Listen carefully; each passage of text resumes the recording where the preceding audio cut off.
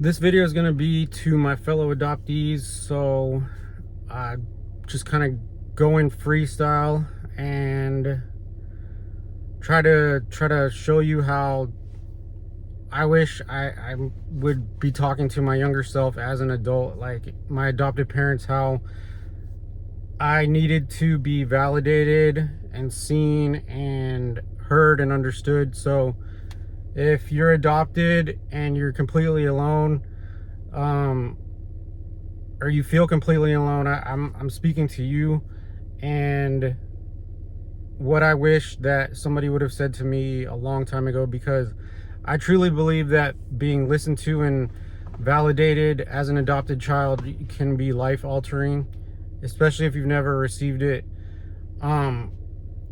So yeah, I'm just gonna go ahead and start at how I would feel would be the best way that would have been life altering me for me to be spoken to. So if you're an adopted child, I'm just going off how my experiences and my research. It is completely okay to be grateful for your adoption and also be grieving the loss of your roots and origins and family.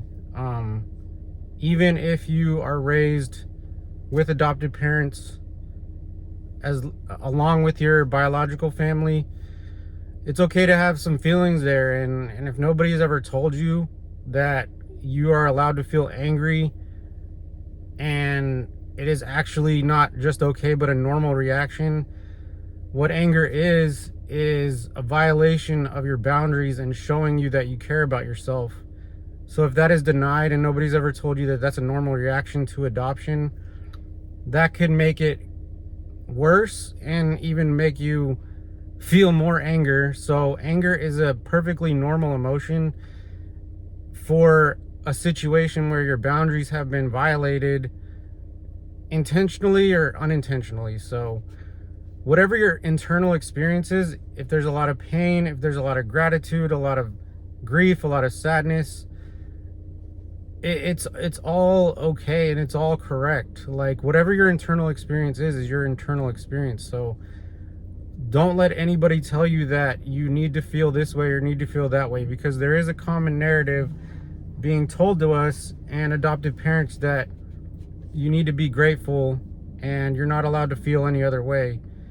So it can be very easily to be gaslit into believing that whenever I speak about my adoption, yes, I'm grateful, and that's okay. But it's also okay to have other internal experiences and anger and grief over losing your mother, losing your father, losing your brothers and sisters, your heritage, even your birth certificate. If you haven't been able to find your original birth certificate, it's perfectly normal to be upset or angry or sad over that. And I just want to tell you that I see you. I can understand the confusion and anger and grief that you're going through. You are not alone, and there's a lot of other people that feel and experience things the exact same way that you do. And even if you don't want to speak out, because if you speak out, you face more rejection, which a lot of adoptees feel that they're surrounded by abandonment and rejection. And you don't have to speak out about it, but you can. You don't have to, but giving adopted children voices is extremely important, because it's a solution to the problem that may be repeating itself. So if you feel like being quiet, if you feel like speaking, either way is okay. But I just want to beg you, like, don't let people tell you how to think and feel, because if you're adopted into your family from a very young age, they could have unknowingly told you how to think and feel about being adopted, and then now you don't have anybody to talk to about adoption. So if there's no safe place to speak what your experience is, just know that whatever you experience is perfectly valid, is normal.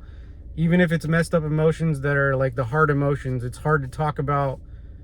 I get it, and just keep doing your research, to keep going. And even if you feel suicidal, that's another thing I wanted to talk about that's very hard. Your brain, if you're feeling suicidal, I learned about this from a Instagram page. Her name is psychotherapist Amy. She's an adoptee, and she is a therapist for adoptees and adopted families. She says your brain comes up with ways to try to protect itself, and suicide is a completely normal reaction to your brain being so overwhelmed by everything that you've gone through.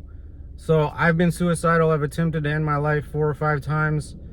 And to learn that it's a completely normal thing, not to freak out and like send you to like a crazy person's hospital. Like, suicide is your brain's way of telling you that you're overwhelmed and you are dealing with a lot of internal conflict. So